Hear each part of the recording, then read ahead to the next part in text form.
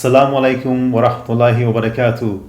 Welcome again, viewers, to another episode of My Journey to Islam. Today, alhamdulillah, I have Brother Isa with me. Brother Isa, assalamu alaikum. How are you, akhi? Good, mashallah, alhamdulillah. Great to have you on the show, mashallah. Thank you. Now, Isa, when did you actually accept Islam? I accepted Islam in 2007, in November. I actually remember the day, the 24th. I became Muslim, and it was in London. I'm actually from Nottingham, but some of the brothers that I knew took me down to London, basically because my friends then back in school were Asian, and obviously with friends after school as also, and they were Muslim, and they wanted to introduce me to someone that wasn't Asian and wasn't Muslim, because I think a lot of the stereotype is that Muslims are only Asians, and obviously I hadn't seen that anyway in school, so I took the opportunity to go to London, and I didn't expect to take my Shahada, but obviously it was the will of Allah, and I took my Shahada in London. So mashallah, mashallah. So how did you feel then? I mean, when you went, was there a lot of people there when you first started taking Shahada? What was going through your mind? Yeah, I mean, to be honest, my whole intention of going was to just see someone else that wasn't Muslim, that was Muslim, that wasn't Asian. Obviously we know of like Malcolm X and stuff like that, but this was someone who was in the flesh. So that was my only intention, to kind of meet them, you know, not really ask them much questions, but just to see it and just to kind of come to reality. But you know, there was thousands of people there. It was quite a big event, and the question that he asked me was, which I'd been pondering over for quite some time, was, you know, what's stopping you? You know, why are you not Muslim by now? And it kind of clicked in my head, where I was like, well, why not? There was nothing that was holding me back from it. It was just myself. So he said, you know, you can take your Shahada here in front of your friends, in front of all these people. These will be your witnesses, and that'll be it. So I did my Shahada, and the whole day changed. You know, the whole day it felt like a lot had been lifted off of my shoulders. You know, I don't know whether it was just the excitement and everything, but it was, mashallah, it was really good. So yeah, it was a good day after that. Mashallah. And then it went on from there, really. Mashallah. Okay, so prior to the build-up to your Shahada, you must have had people telling you about Islam, you must have done your own research. Yeah. Could you, for the benefit of the viewers, can you explain some of that part, please? Yeah, of course. So, I mean, I believed in God from like 11 years old, so when I was in primary school. In the area that I'm from, in Nottingham, it was predominantly Christian, and there was a couple of Hindus, but there was from what I knew, there was no Muslims. I didn't know any Sikhs. I didn't know any other religion really in that area. So I went to a boys' brigade when I was younger, and they went to the church that was next door. So I was taken to the church, you know, and they did the celebrations and so forth. And basically, the questions came up from there when they started to teach us about Jesus, alayhi salam. And it was, in my head, I'm not a person that kind of follows like a sheep. I like to be able to think and ask questions. And in the church, when the questions arose about who Jesus was and why they considered him to be the Son of God, or in other churches there was a Trinity, or he was God, these questions arose and they was unanswered. Now, I've met a lot of Christians, I've got Christian friends, and I've asked them the questions, and they've come up with their interpretations or what their pastors told them of who Jesus, or why God is, why Jesus is God, or the Trinity, and you know, that doctrine. But it doesn't make sense. It's not logical, and I know that everything's not logical, and some things are we can't comprehend them in a religion because they're above us. You know, we're limited in our thought. But when it comes to your thoughts on who God is and what God is and how we should worship God, if you say that God is everything and he is the creator of everything, he's the owner of everything, and then you're then saying that he incarnated into a human being to understand his creation, it doesn't make sense. Or if you're saying to me that Jesus is the Son of God, then you're firstly the weakness of him having the functions of a human to have a son, or having to have a mother who is Mary, who is a human being, and then the son being part of God, who's then a demigod. It gets complicated, and it doesn't make any sense to me. So I left that. And when I went to secondary school, I was surrounded by a lot of different religions and a lot of different people. And from there, I started to ask questions to the Muslims. And not all of the Muslims, obviously at the time I didn't know, but they're not particularly on the deen as such, like really practicing, but they know the religion, they was born in it, so they know things, so they could answer questions. They gave me a Quran in English, and then from there I did my own research. I started to look into it. I started to ask questions and get answers. Every time I had a question, there was an answer. And it wasn't just an answer from someone, it was an answer that came from the source, from the Quran itself, or they would ask someone that knew and then come back to me with the answer. So it wasn't just what they thought, and if there was anything they didn't know, they would say, I don't know. So I went with that. So I did my research, and by the age of 16, I'd come to the point where I was confident that Islam was the truth. There was no doubt left in my mind, and there was obviously questions that couldn't be answered, but it wasn't a life-changing question. It was just something that maybe I didn't understand. And I mean, it's the qadr of Allah, that I went to college and didn't become Muslim in that time, but I always knew in the back of my mind that I was going to be Muslim, just because, like I said in the beginning, when I was 11, I believed in God and I wanted to follow God and His commands and know who He is and how to worship Him and how to live my life. So that it took the step, obviously going to London to become Muslim, and it went from there. Alhamdulillah. So, how did your family take it then when you accepted Islam? MashaAllah. My family, actually, to be honest, I've had, I'd say, a really good upbringing from my mother, and my grandmother and my uncles. My uncles were like my father figures. I've got younger brothers and a younger sister, and my father's still around. They're just not together with my mother. But my mum, she's a really strong woman, mashallah. So she was able to bring up both me and my other brother, Jamal, and she brought us up to be strong men. And we had our uncles as father figures to help us in that as well. So they're really supportive. We're quite a small unit on my mum's side, but they're quite close knit. So she was really supportive with everything that I did. I did a lot of different things, and she was always there. She gave me advice and so forth. So when I came back to the house, obviously saying that I'm Muslim, it wasn't a life-changing shock. She's not a practicing Catholic or Christian, or there's no strong religious beliefs in the household. So it was a thing of, okay, the first thing she said was, okay, no problem. What do I need to do? So what is it that's changing that you need to have support in, basically? And it went from there. Mashallah, she's been a support since the beginning, and she's never wavered off it. So my mum's side was fine. I told them, obviously my grandma found out, my uncles found out, and again, they were supportive. Maybe there was things they didn't understand, and just like myself, I'm kind of new into it, so I don't really know a lot of things. So it was just that part of taking it slow, and as I learn, teaching them. And it's funny because obviously the da'wah starts from the teaching of the religion. It starts from the person himself in the household with the family. And I think in the beginning you're really, really enthusiastic, and you really you want to do everything. You can see there's maybe because you're a Muslim, and you can see things that aren't from the deen. You say, oh, we can't do this in the house, and we can't do this, and I can't eat pork, and you've got to stop cooking meat, and it's got to be halal, and you're really on it. And then my mum was the first person to teach me the etiquette of the da'wah, really, when she said, look, I'm not a Muslim, but I'm here to support you. You're being too harsh. You don't need to be that harsh. It comes in time to learn these things. These things change. And it was kind of a wake-up call, because I was like, you know what? I am being too harsh.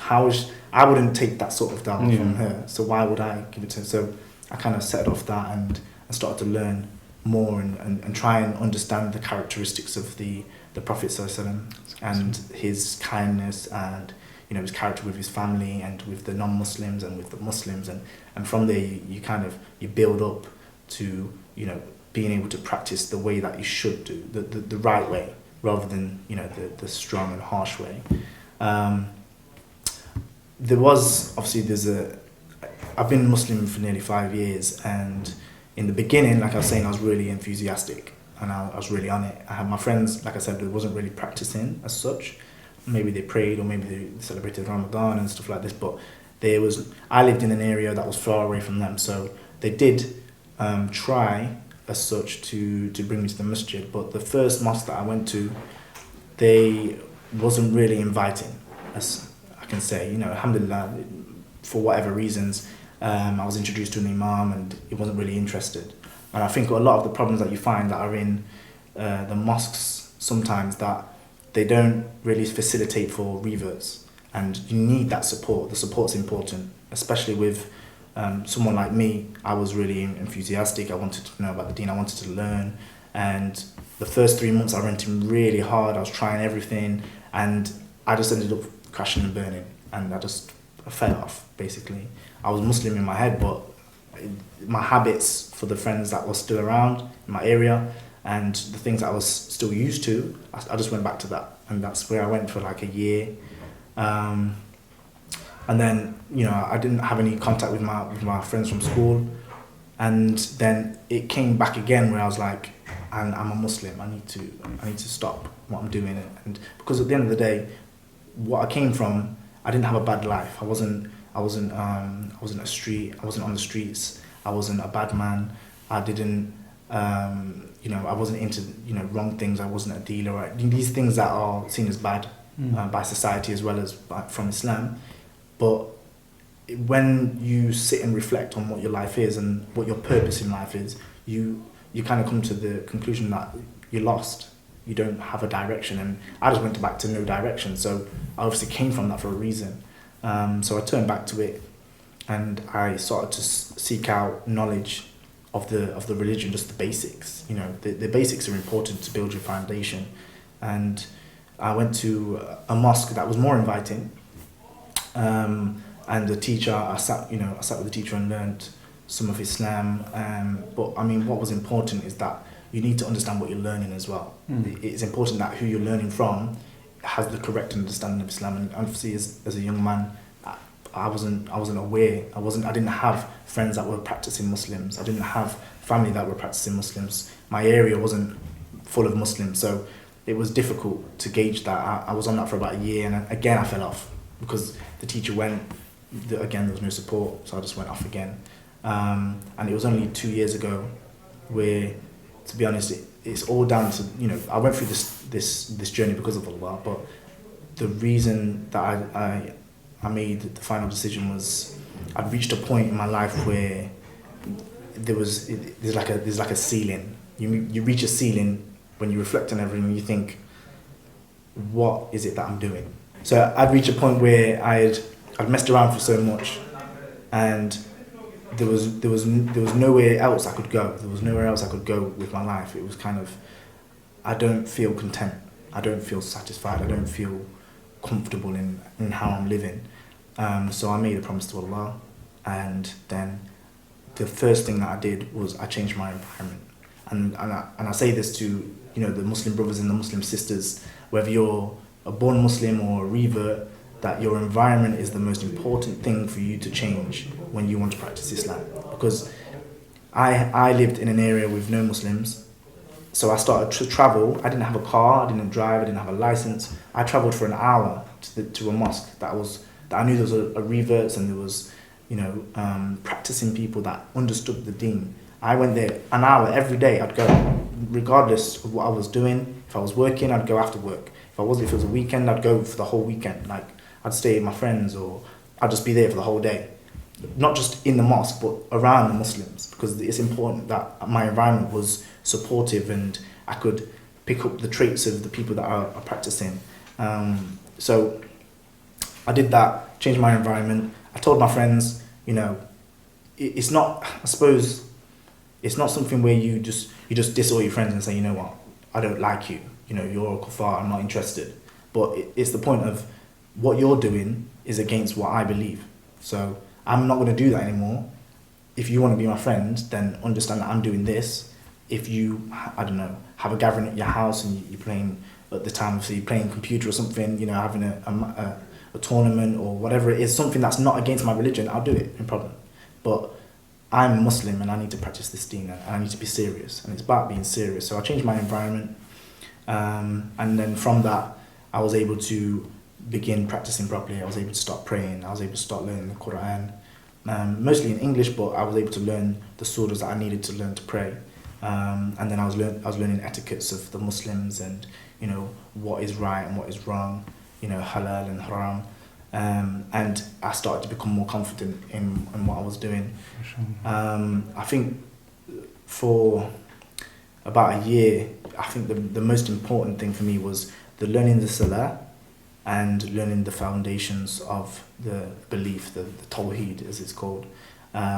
Because when I think back to what I was questioning in the first place when I was 11 years old, is I was asking who was my Lord, and and what is my Lord, and how do I worship my Lord, and these are the fundamentals of tawheed, the lordship of Allah, the oneness of the lordship, the names and attributes, who is Allah, what is Allah, what does he say, who does he say he is, and who does the Prophet say he is, sallallahu alaihi wasallam, and then how do I worship Allah, how do I pray to my Lord and ask him for help, and how does he answer that and tell me how he helps, and how do I be obedient to his commands. So that the environment and then the foundations was the most important thing. And I think for any person that comes into Islam, whether they are a day old or a month old, you need to change your environment, your friends, start hanging with the Muslims that are practicing,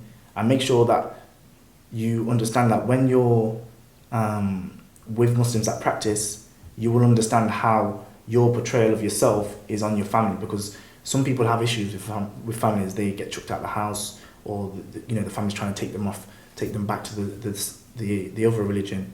For me, the way that I was with my family, so so a lot of the Muslims, they have problems in the household. They get kicked out of the house.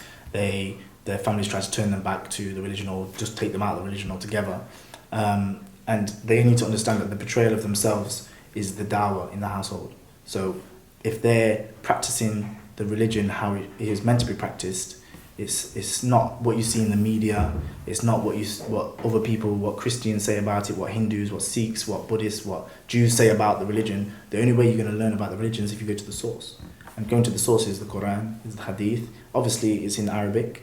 That's the actual Quran, it's in Arabic. But you can go to the mosques that they're practicing the religion. They're showing you traits that aren't like bad as such. A religion doesn't tell people to do bad things if it's a true religion, and Islam is the true religion, and it doesn't tell us to do bad things. It's strict in what we can do, but it's not something that's it's not abnormal. It doesn't tell you to do weird things, and you don't see people jumping off roofs or spinning around, and I don't know, but it's it's just something that it's logical. It tells you, Allah tells us to use our intellect, and that's what I use in the first place. So for the Muslims that are new, practice the religion. So when your family asks you questions, or even when the family sees Muslims or so-called Muslims outside or in the news, they know they can look to their own son or their own daughter and say, well, my son or daughter's a Muslim and they don't do those things. So you're going to be the first point of call. And then they can ask you. My family asked me questions. My grandma. You're very impressionable. Yeah, so, this is the advice really. What about in terms of support? How important would you say support is when somebody first comes into Islam? I'd say it was the most important thing, because in the beginning I didn't have any. My friends did try a little bit, but when it comes to support, you need to have someone that has a solid foundation on the religion itself, and then is able to take baby steps with you. Because a lot of people just pushed into the deep end. You got to pray, you got to grow a beard, you got to wear a thobe, you got to wear a hat, you got to go to the mosque, you got diss all your friends and your family, you just seclude yourself from it, and it's like, no, this is not gonna happen. Your life is gonna change, but these are your habits over here. This is what you're used to. Islam is not exactly abnormal to everything, because some things are acceptable. Your way that you dress, be modest in your dress. You don't have to wear a thobe. It's recommended to wear a thobe. It's a Muslim's identity, but as long as you're dressing, especially for men, I suppose for women it's different. Obviously they've got the hijab and the jilbab, but for the men, be more modest. Don't dress like a gangster, or your bottoms are halfway down your legs and things like this. This is obviously come most recently, but it's important that you go to someone that's going to support you in the baby steps. So what's the first thing to learn? I need to learn how to pray. I need to learn how to worship Allah. So this person needs the support, whether it's a person, whether it's a group of people, whether it's in the mosque, they need to show you how to pray. And you're not going to be able to pray tomorrow. Maybe you can, inshallah, but it takes time. It takes time. It's a process. And this process is good. As long you got to think about it. If you want to be a footballer, you're not gonna put on a kit, put on some boots, go to one match and say, yeah, I'm a footballer now. You need to put in the effort. So you need to make the effort for the support. The support's there. Make the effort to go to it, and then they will make the effort with you. And it will be a slow process. Maybe quick. Allah will help you in it, but it's going to be a slow process. So just take it step by step. Don't rush into it. I know that Green Lane, alhamdulillah, one of the reasons that I moved to Birmingham, because I'm from Nottingham, was because of the community and the deen. And I'd come to Green Lane, I think a couple of years ago, for a conference, and I was amazed by the different variety of people in here, and the things that I was learning. So one of the reasons I came also for work was because of the deen. So the Green Lane, I know that has the activities for Revert sisters and brothers. It's important that sisters understand that there is support there for them, and that they can learn the deen, and they shouldn't be discouraged by the mosques that don't have sisters facilities, because this one does. So the support is it's the pinnacle of learning and building that foundation for Muslims. Inshallah. Now I've noticed, or I picked up you mentioning a couple of times that it's important to have practicing friends. How important would you say that? And if you can just clarify to some of the viewers, the distinction between non-practicing and practicing Muslims. Yeah, I think for me it was the most important thing, because in the society that we are in, you have Muslim friends, non-Muslim friends, and Muslims that don't practice the religion. Just as you've got Christians that don't really practice their Christianity, they are born or baptized or whatever, but they don't really do anything. For the Muslims that don't practice, to be honest, a word of advice is that if you're not practicing religion, then you're not really doing Islam justice. And the person that you're bringing into the deen, you're saying to them, we're a Muslim, you can't be on all this fake stuff, the Christian stuff, the Jewish stuff. What really do you know about their religions? If you know more about their religions than your own religion, there's a problem, because you're going to bring that person into the deen. You're going to bring them into the mosque, they're going to take the shahada. They're going to be like, yeah, you're a Muslim. You're going to give them all a hug, alhamdulillah, Allahu Akbar. And then you're going to go outside and just do the same thing. You're not doing anything for the religion, because you're not showing them anything. And they're looking, how I would see it, or how I did see it, was I've got a friend who's a Muslim. He's telling me to be a Muslim. He gives me the small fundamentals. I'm like, it sounds like the truth. And then I look at him and think, well, he doesn't do anything different from what I do, and he's a Muslim, so I can be a Muslim and still do the same thing. So then you just end up being a Muslim and doing everything that he was doing before. So then when it comes to people that are actually trying to give you advice about Islam, you're thinking, what are you talking about? And then it becomes hard, because you think, well, I didn't think it was like that. And then you may be apostate, astaghfirullah, some people have. A'udhu billah, may Allah protect us. But some people are apostate because they think it's too difficult, because they didn't understand why they was becoming Muslim in the first place. It's important to know that the non-Muslims the non-practicing Muslims, you're having an effect on the new Muslims and also the Muslims that are practicing, because you're giving the bad portrayal of what Islam is. And it's important that you remove those friends, or you encourage them to practice. If you're becoming Muslim, you're going to get support, then encourage your friends to practice as well, because you'd rather have them practice than remove them altogether. This is important. What about sometimes you get some of these non-practicing Muslims who think that they can connect more better with people who come new into Islam? What would you say about that? I don't know why. They think they can connect more better because maybe they're from the same sort of thing they're on. Maybe they're from the streets. Maybe they've gone through the same problems. They've had the same issues. Okay, yes, that's fine. You can relate to them. But when it comes to Islam, what are you going to relate to them? What are you going to? If you're not benefiting the person that's become Muslim by teaching them the deen, if you don't know your own deen, what are you going to teach them? You're going to teach them your bad habits.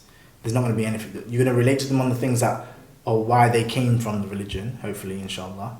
And then you need to, both of you or all of you need to go then and learn the deen, because there's not going to be any benefit for you, to be honest. If you're just going to go down the same path you was on before, you need to be serious. And it's not a hard religion. Allah didn't make this a burden, and He didn't make it hard. It's an easy religion. It's strange to some people, and it's different. There's things that are not allowed and things that are forbidden, but it's for our best interest. It's for the benefit of us. The command of Allah is not there to demonize you or to burden you or to make you feel that you're going to lose everyone and everything. It's to prepare you for the akhirah, to prepare you for the afterlife. When you start taking your purpose in life serious, then you will understand that going forward, the things that you're being commanded to do are going to be a benefit. And for the benefit of some viewers who actually may be watching this show and who may not necessarily be Muslims, but they're thinking about Islam or they're researching Islam, what kind of advice would you give to them? To be honest, I think the most important thing is to research and ask questions. I used my intellect. I didn't just sheep by, just following people and, oh, he does this, so I'm going to do it, or the media says this, or, if you look at some of the other religions, sometimes you can't ask questions. You may be able to, but you may not get answers that answer the questions, or you may be just kind of shunned, like, you shouldn't ask. This is not for you to ask, you just do. It's faith or whatever they want to use. I'd say that it was important to seek the knowledge from the source. So you go to the Quran, or you go to the Imam of a masjid, you go to a student of knowledge, someone that's learned in the religion, not just someone that maybe can talk but doesn't actually show what they're talking about. There's loads of people that have information and knowledge about Islam, but you need to go to someone that's actually practicing the religion and understands it. And then what's also important is that you be serious. Like, don't just follow your friends because they say, you need to be Muslim, or your girlfriend or your boyfriend, they're Muslim and they're telling you, the only way we can be together is this is not important. If that's your intention, then you're only going to be rewarded for what your intention is. You're going to only be doing it because when something goes bad, you fall out with your friends, you fall out with your girlfriend, you fall out with your boyfriend, then what was your religion? What was the purpose of you becoming Muslim? You need to become Muslim for yourself and for Allah, first and foremost for Allah and for yourself, and look to the source, to the Quran and to the knowledge and to the knowledgeable people, and then it will solidify yourself in the deen. So whatever happens, you can have trust and patience in Allah, and then it will go from there, inshallah. Inshallah. And just to summarize really, what has Islam given you? How has it changed your life? Alhamdulillah. I suppose, like I said 2 years ago, before I made the conscious decision to just stop everything, I was at a point where I had a job, there was nothing that I didn't have as such. I was had a few financial issues and so forth, but people have that. The change that has happened within the last year and a half, nearly 2 years, I've got married, I've had my first child, I live from, I'm sure my mum is either happy or not happy, but I've moved out of my mum's house, alhamdulillah. I've become more independent, I've become more confident, I've got a direction, which is the most important thing. I think for a lot of people, they get to a point where they feel a bit lost, they don't know what they're doing. It's not everyone that feels lost. You don't have to feel lost to find a religion, because I know that a lot of people use that as the only reason you're in a religion is because of this. A lot of people that aren't lost, they just aren't satisfied. And this is what it is. If you stop and reflect to yourself, you'll just feel that there's just something missing. And for me, there was something missing. And when I came to the deen, it filled all of that and gave me more. I'm happy with my life. I feel content. I just seek more knowledge. I seek to be closer to my family. Islam teaches us to be closer to our family and to keep ties of kinship. I am the closest I've ever been to my mother. Before I was okay, but I had a lot of temper issues and a lot of disrespect in ways, not disrespected in the way I talk to my mother, but just things I do. I wouldn't consider other people. I consider myself only. But now I'm close to my mum. I'm a lot closer to my brother and my other brother as well, who became Muslim. My father's side, I'm close to my father, my uncles, my grandma. It brings into focus things that are important, and that's what I needed. And from I've got anything that you do for the sake of Allah, for the sake of God, you're going to be rewarded for it either now, later, or in the afterlife. And as long as you have the patience in that, you'll see the reward. I'm a lot happier than I was before. And for the Muslims that become Muslim, don't worry about, growing a big beard. I grew this only probably, I don't know, a year and a half ago. My hair grows fast, so it took like 6 months anyway. But, don't worry about the look of yourself so much. It's more of the belief and the foundation of what you're supposed to be doing. Once you've got that, everything just kind of flows off. It just happens, and you look back and you think, wow, I never thought I'd be at this point here. I never thought I'd be at this point where I am, with a family that I've got, with the family that I was married into. It's beautiful, alhamdulillah. So MashaAllah, MashaAllah. Okay, well, Jazakallah khair for actually coming on the show. Alhamdulillah. Okay, viewers, this comes to an end now. Alhamdulillah, Jazakallah khair for watching. If you want to participate in one of these videos, please contact me, or if there is someone who's watching this, Muslim, a non-Muslim, want to know more about Islam, please feel free to get in touch. info@greenlanemasjid.org. Jazakallah khair. Assalamu alaikum wa rahmatullahi wa barakatuh.